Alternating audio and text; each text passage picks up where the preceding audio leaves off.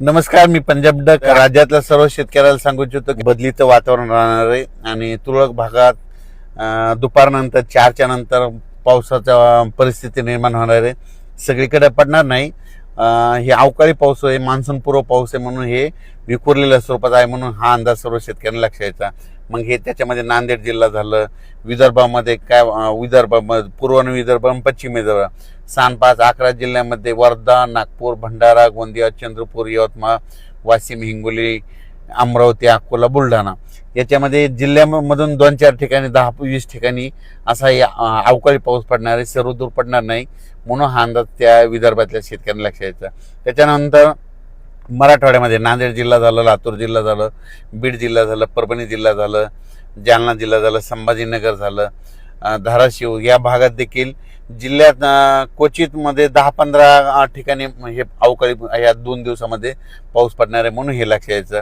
पश्चिम महाराष्ट्रात देखील हीच परिस्थिती राहणार आहे आणि उत्तर महाराष्ट्रात देखील तुरळक भागातच विखुरलेल्या स्वरूपाचा हे पाऊस असणार आहे.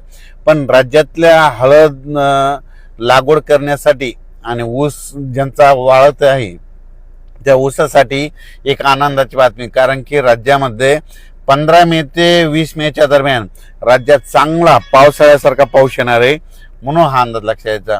म्हणजे पाऊस कसा पडणार आहे, एक कमी दाबाचा पट्टा आहे, त्याचं चक्रीवादळात रूपांतर होईल आणि ते चक्रीवादळ काय होईल, कर्नाटक आणि महाराष्ट्राच्या दोन्ही मधातून जाईल. त्याच्यामुळे काय होईल, महाराष्ट्रामध्ये खूप पावसाळ्यासारखा काही ठिकाणी पाणी साचल, काही ठिकाणी वड्याला देखील पाणी येईल, असा पाऊस काय होणार आहे जवळपास 14 मे ते 21 मेच्या दरम्यान येणार आहे, म्हणून हा अंदाज सर्व शेतकऱ्यांनी लक्षात घ्यायचा. मग सांगायचं झालं तर नाही, हे पाऊस पूर्व विदर्भ, पश्चिम विदर्भ आणि त्या नेमकं पूर्व आणि पश्चिम विदर्भामध्ये शेतकऱ्याचे हळदी शिजवायले, तर त्यांना सुद्धा सांगू इच्छितो की तुम्ही काय करा, जवळपास 14 मे पर्यंत तुम्ही तुमच्या हळदी काढून झाकून ठेवा, कारण की 15 ते 20च्या दरम्यान चांगला पावसाळ्यासारखा पाऊस विदर्भात पडणार आहे, म्हणून हे लक्षात यायचं.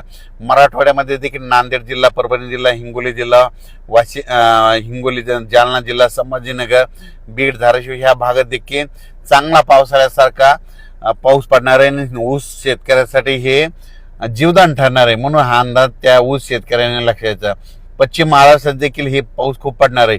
सातारा, सांगली, सोलापूर, कोल्हापूर, पुणे जिल्ह्याला देखील दिलासा भेटणार आहे. मुंबईला देखील पाऊस पडणार आहे. उत्तर महाराष्ट्राकडे देखील नाशिक जिल्हा, धुळे जिल्हा, नंदुरबार जिल्हा त्या भागात देखील खूप पाऊस पडणार आहे, म्हणून हे अंदाज लक्षात यायचा. म्हणजे सांगायचं झालं तर 14 मे पासूनच काही भागामध्ये थोडी बदल व्हायला सुरुवात होईल. मात्र 17 ते 22चा पाऊस राज्यामध्ये ठिकठिकाणी काही ठिकाणी मुसळधार बी पडेल, काही ठिकाणी रिमझिम पडेल, कुठं सोडून देईल, काही भागात जास्त होईल, त्याच्यामध्ये गारपीट देखील होईल, म्हणून हे अंदाज देखील सर्व शेतकऱ्यांनी लक्षात यायचा. त्याच्यानंतर आता मी इकडे मुख्य तेलंगणाकडे म्हणून तुम्हाला सांगतो, तेलंगणातल्या देखील खूप पाऊस पडणार आहे, म्हणून तेलंगणातल्या शेतकऱ्यांनी अंदाज लक्षात यायचा. कर्नाटककडे भागाच्या बाजूला असल्यामुळं कर्नाटकच्या देखील शेतकऱ्यांनी अंदाज लक्षात यायचा. तुमच्याकडे देखील म्हणजे जवळपास 14 मे ते 22 मेचा पाऊस कर्नाटक आणि तेलंगणा खूप पावसाळ्याच्या पेक्षा जास्त पडणार आहे, म्हणून हे अंदाज लक्षात यायचा. म्हणजे सांगायचं झालं तर कर्नाटक झालं, तेलंगणा झालं, महाराष्ट्रामध्ये जवळपास 14 मे पासून ते 22 मेच्या दरम्यान मान्सून पूर्व पाऊस चांगला पडणार आहे. आणि आजच्यानं तुम्हाला सांगू इच्छितो, पाऊस कंप्लीट 30 दिवस राहिलेला आहे, म्हणून शेतकऱ्यांनी शेतीचे कामे करून घ्या. आणि तुम्हाला सांगतो, मान्सूनसाठी सगळ्यात महत्त्वाची आनंदाची बातमी म्हणजे मान्सूनसाठी जवळपास पोषक वातावरण सगळं तयार झालंय. जवळपास ह्या 13 मे ते 17 मेच्या दरम्यान मान्सून अंदमान बेटावर येणार आहे आणि तिथून कंप्लीट 20 दिवसाला कंप्लीट आपल्या महाराष्ट्रामध्ये येतं. म्हणजे 10 दिवस ते 10 दिवस म्हणजे 7 जून पर्यंत महाराष्ट्रात मान्सून दाखल होऊ शकतो, म्हणून सर्वप्रथम ही शेतकऱ्यासाठी आनंदाची बी. पण 14 मे ते 22 मेच्या दरम्यान राज्यामध्ये हे जे अवकाळी पाऊस येईल त्याच्यामध्ये विजाचं प्रमाण जास्त आहे, म्हणून शेतकऱ्यांनी झाडाखाली थांबू नये, नारळाच्या झाडाखाली उभं राहू नये, आंब्याच्या झाडाखाली थांबू नये, कारण की याच्यामध्ये विजाचं देखील प्रमाण जास्त आहे.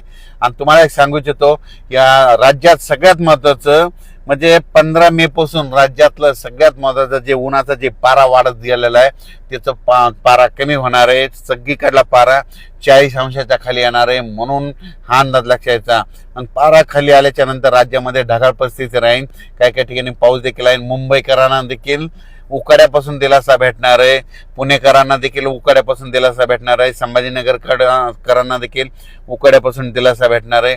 सांगायचं झालं तर पूर्व विदर्भ, पश्चिम विदर्भ, दक्षिण महाराष्ट्र, उत्तर महाराष्ट्र, कोकणपट्टी, खानदेश सगळीकडे 14 मे पासून दररोज वेगवेगळ्या 2-2 दिवस वेगवेगळ्या भागात मुक्काम करत करत हे पाऊस पूर्व मोसमी पाऊस हे बरसणार आहे, म्हणून अंदाज सर्व शेतकऱ्यांनी लक्षात घ्यायचं.